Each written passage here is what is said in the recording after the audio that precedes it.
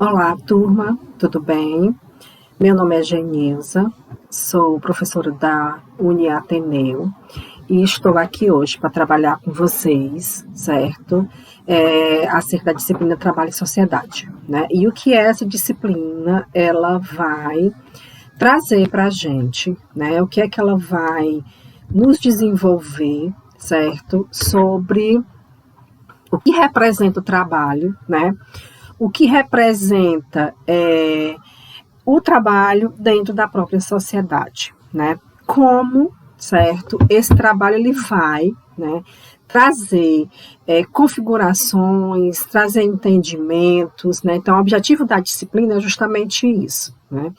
Trazer uma compreensão, tá, do trabalho e esse trabalho inserido dentro da sociedade, né?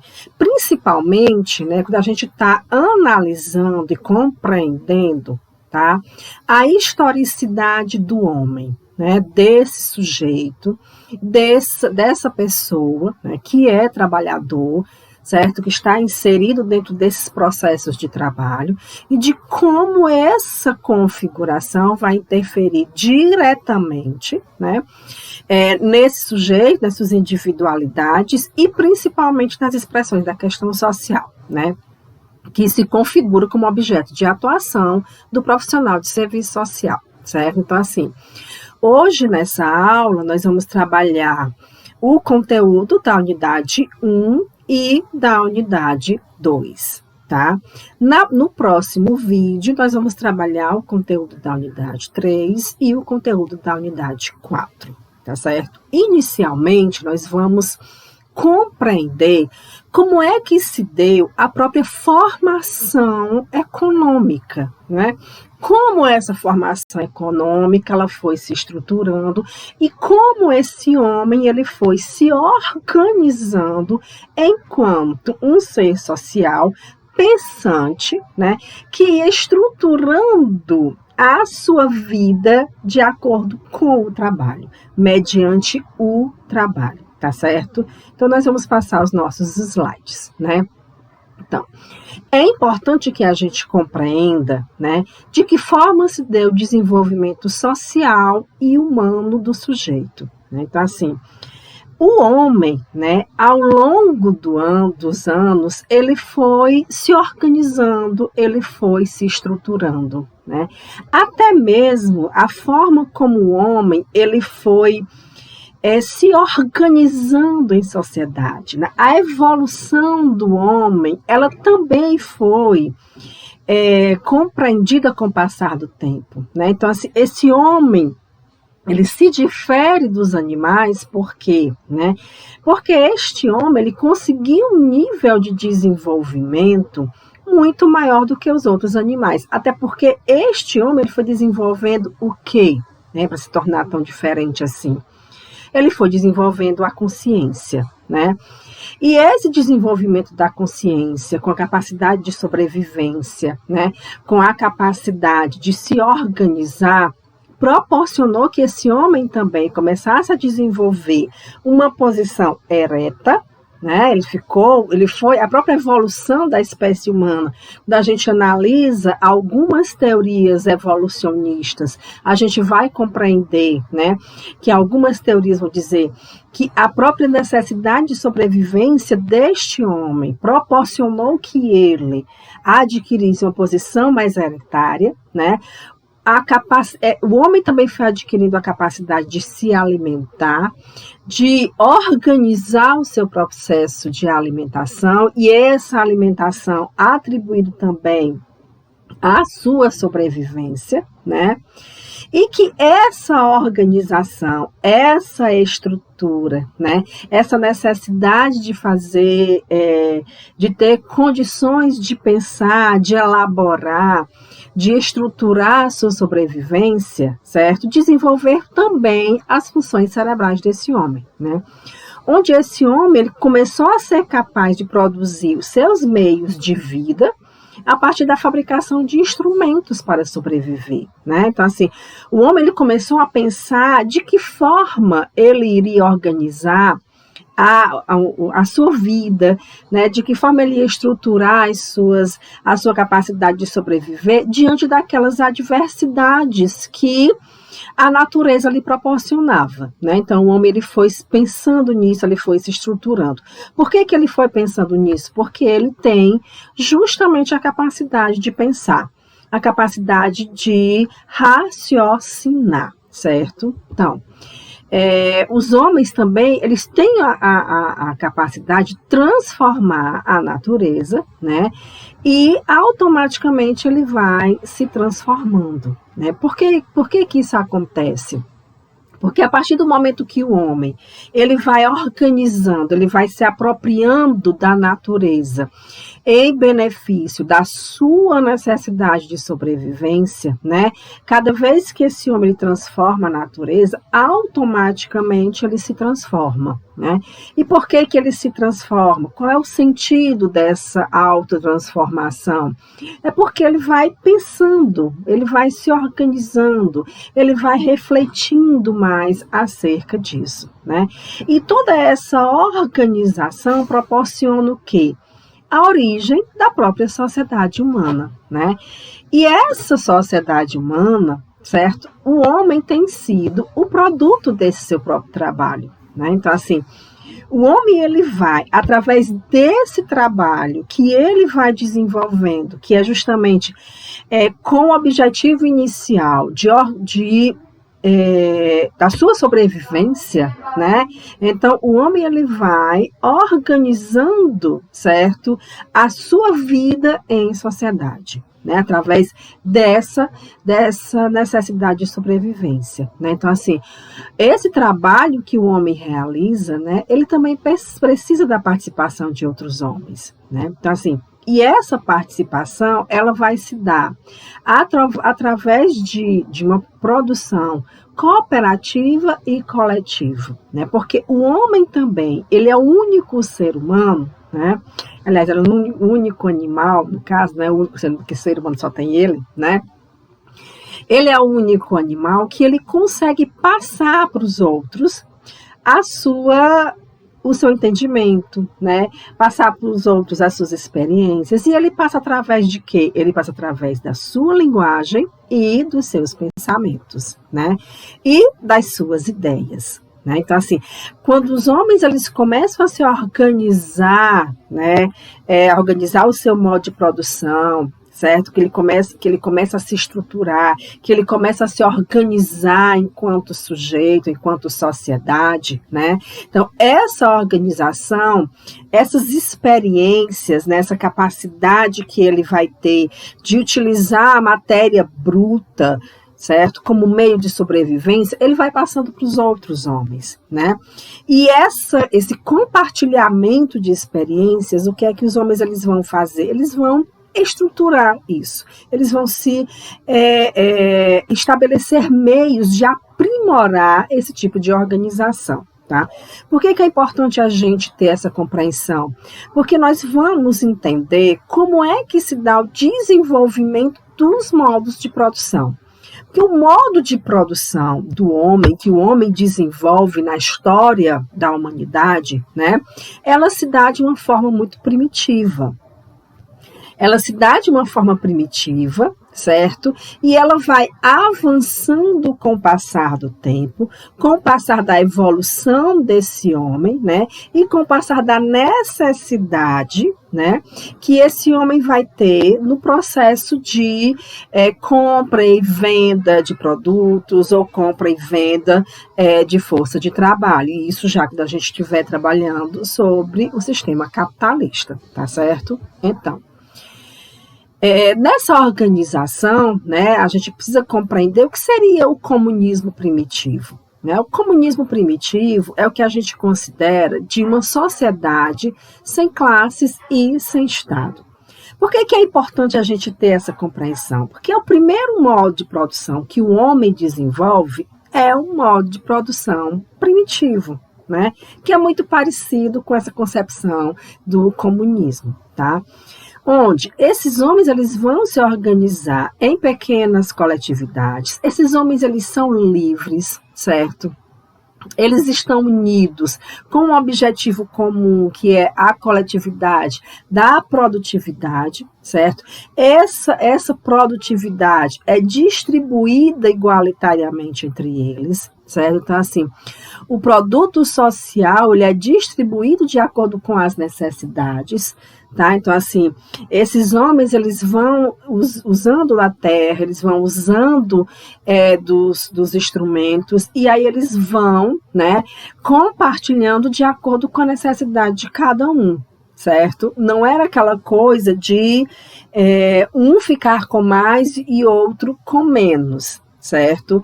Eles eram nômades, né? Então, assim, eles não se fixavam em um determinado local, certo? Eles estavam sempre em busca de melhores locais para utilizar dessa terra em forma de alimento, né?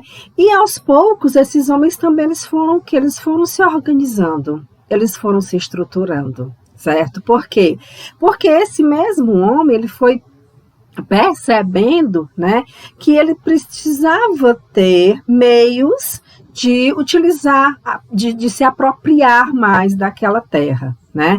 E o que foi que aconteceu? Alguns desses homens que começaram a se evoluir mais com relação à apropriação da terra e dos produtos, né, dos meios de trabalho, o que foi que aconteceu? Eles começaram a guardar esses produtos, né? E aí é o que a gente chama de excedentes de produtos. Então, eu começo a guardar mais daquilo que eu não tenho a necessidade. E aí começa a mudar um pouco sobre essa estrutura, ok? Né? Houve também o desenvolvimento da produção, e esse desenvolvimento possibilitou a divisão social do trabalho, né? E essa divisão em funções e tarefas, né? Funções por quê? Porque quem detinha o meio de produção dominava, né? E quem não detinha o meio de produção, que exercia as atividades, vendia o seu trabalho, né? Então, assim, essa nova organização produtiva, ela determinou um regime de propriedade, né? E claro que esse regime de propriedade começou a estabelecer as desigualdades, que a gente está muito, muito acostumado com isso, né? Ter esse entendimento, certo? Entre aqueles que tinham mais e aqueles que tinham menos, né? As famílias ricas e as famílias pobres, né? Então, assim, nessa época também a gente sabe que existiam as guerras, a gente sabe que existiam as guerras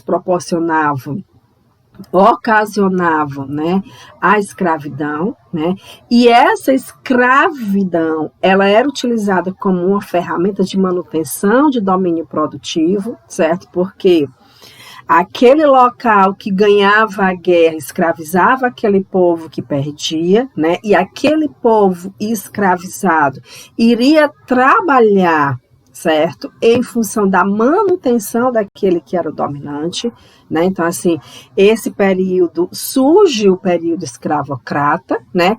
Que aí é o que a gente compreende como outro modo de produção, né? Nesse tempo também surgem, né, as classes sociais e o Estado, certo? Porque era importante que o Estado ele desenvolvesse a divisão do trabalho, né? E essa divisão do trabalho ela era estabelecida pela divisão do trabalho manual e intelectual, né? Onde existia o patriarcado e a propriedade privada, e essa relação entre campo e cidade, né? E essa relação, esse estabelecimento ocasionavam mais diferenças sociais, né? Nessa concepção surgiam também os proprietários de terra e dos meios de produção, né? Que é aqueles que detêm os recursos e por conta disso eles acabam explorando uma outra classe que não detém esses recursos, que no caso seria a classe trabalhadora, que na época nem seria a classe trabalhadora, seria outras denominações, dependendo do modo de produção que a gente está estudando naquele período. Tá? Então, qual era o papel do Estado, né, nessa configuração? Né? O Estado ele serviria para referendar essa estrutura social. Né? O Estado ele exerceria uma força coercitiva para assegurar, certo, esse processo de exploração e a manutenção dos monopólios. Né? Que o monopólio seria o quê? O poder sendo estabelecido para uma classe pequena e uma classe maior atendendo às necessidades do que era instituído, que era determinado por esse poder. Né? Então, assim, o Estado ele surge como um instrumento de domínio de uma classe sobre outras, né? E aí acaba se configurando como sendo a ditadura de uma classe. Né? Então, assim, para que essa organização social, para que esse estabelecimento dessa divisão de classes, de tarefas e essas divisões sociais fossem estabelecidas, né, asseguradas, certo? Existia a necessidade do Estado. Então, o Estado ele atendia à necessidade dessa classe minoritária, mas que atende a mas que tem esse domínio, tem esse monopólio, certo? Nessa configuração, né, existe o modo de produção escravista, tá? Que é a necessidade de novas forças de trabalho, que essas forças de trabalho são absorvidas, são desenvolvidas após as guerras, né? Esses sujeitos capturados, né?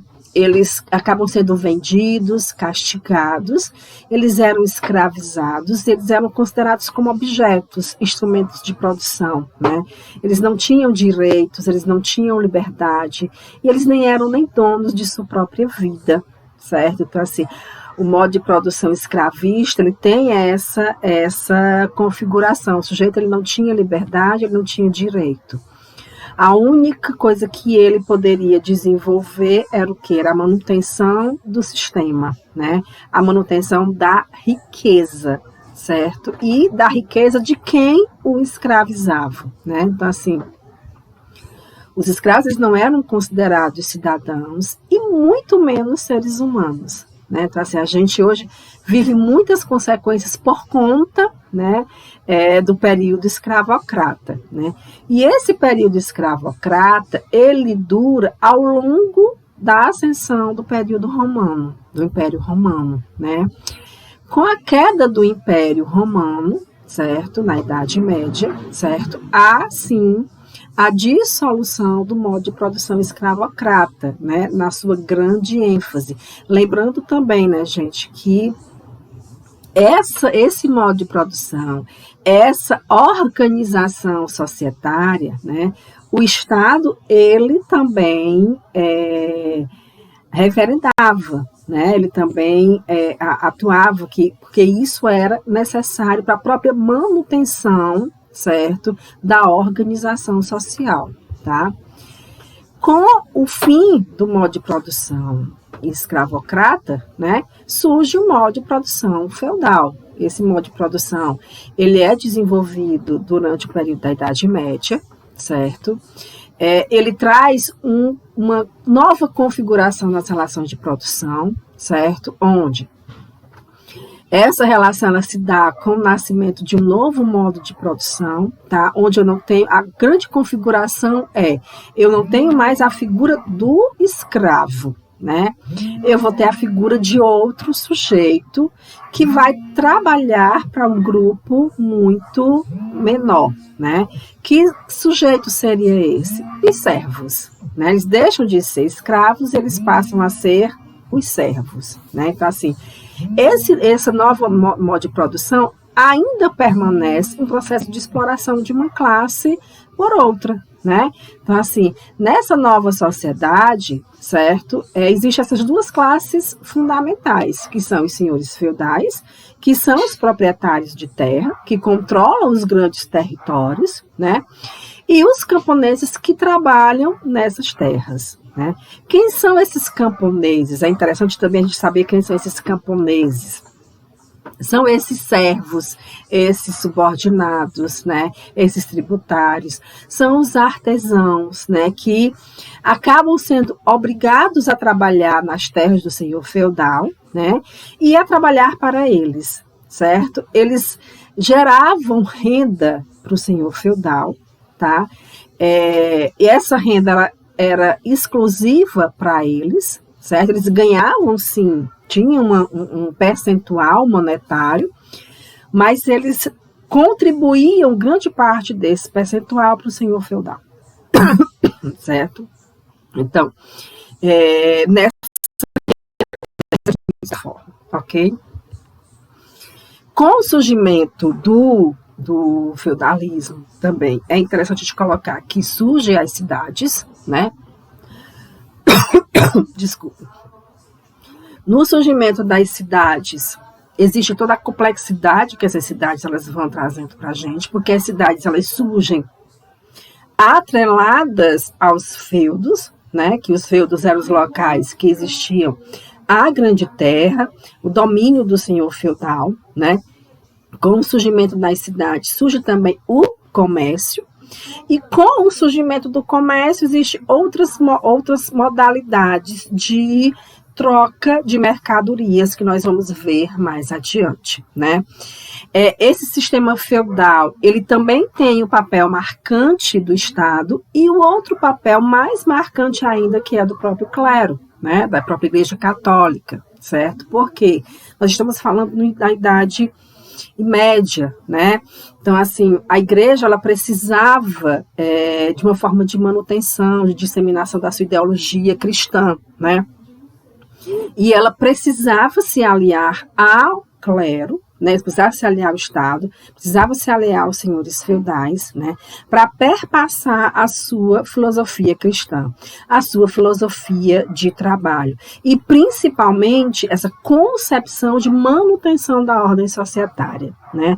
Por quê? Porque era necessário uma filosofia, né? Um entendimento cristão que estabelecesse e direcionasse a manutenção daquela organização social e daquela organização do sistema produtivo, tá? Nessa configuração toda do surgimento das cidades, do surgimento do comércio, né, surge uma outra figura muito marcante que vai ter um papel fundamental a partir daí nos próximos modos de produção, que é o papel do burguês, né? Que é aquele sujeito que trabalha diretamente no comércio, né? E que ele começa a estabelecer o seu modo de produção de uma maneira um pouco mais diferenciada, né? Com a troca de mercadorias, né? Com a troca de uma mercadoria por outra, depois a troca de uma mercadoria por dinheiro, certo? E esse sujeito, esse burguês, ele também começa a adquirir mais propriedades. Não necessariamente as propriedades de terra, mas as propriedades inseridas dentro das cidades, ok? E logo em seguida, né, com a queda do regime feudal, nós tivemos o princípio, né, o surgimento do sistema feudalista, né, do sistema capitalista, né, onde no sistema capitalista a burguesia ela conquista realmente o poder, certo? Essa burguesia ela estabelece um ideal, né, para o servo, que este servo ele não era tão livre assim, né? Ele não era escravizado como o escravo, mas ele não era tão livre como se desejava ser, né? Como se tinha esse ideal de sujeito livre, certo? Então, esse servo, né, ele muda de nomenclatura, tá? Ele passa a ser denominado de proletariado, né? O que é um proletariado? São homens livres, sem os meios de produção, certo? E só tem a sua capacidade, a sua força de trabalho para trabalhar, né? Então, ele começa a trocar essa força de trabalho por um salário, né? Então, assim, ele é livre, teoricamente, certo? Ele está inserido num modo de produção que quem detém é uma minoria, tá? Para que ele esteja inserido nesse modo de produção, ele precisa vender a sua força de trabalho em troca de um salário, tá? O enriquecimento somado, né, dessas grandes massas de homens, dos modos de produção, certo? Esses proprietários livres, eles não tinham os meios de vida, certo? Isso se constitui um processo de acumulação originária do capital nas mãos nascentes dessa classe capitalista, tá? Os capitalistas, eles continuam sendo os que dominam, né, o sistema, tá? Eles contratam esses operários por um salário, certo?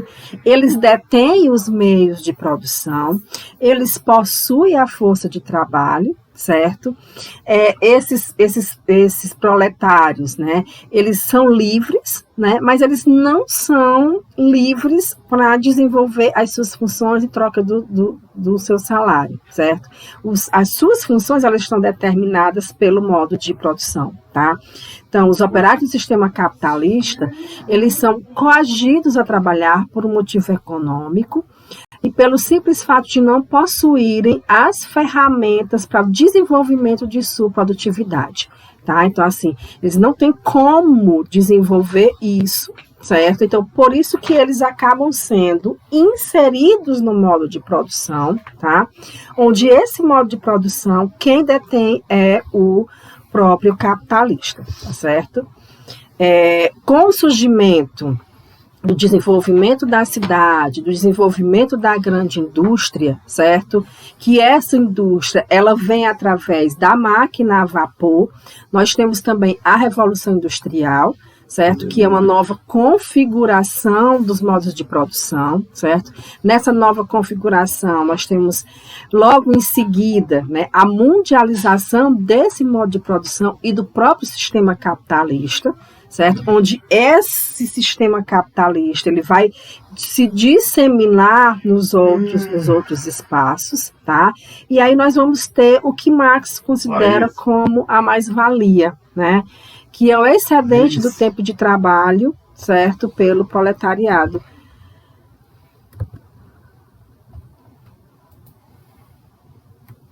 Difícil, né?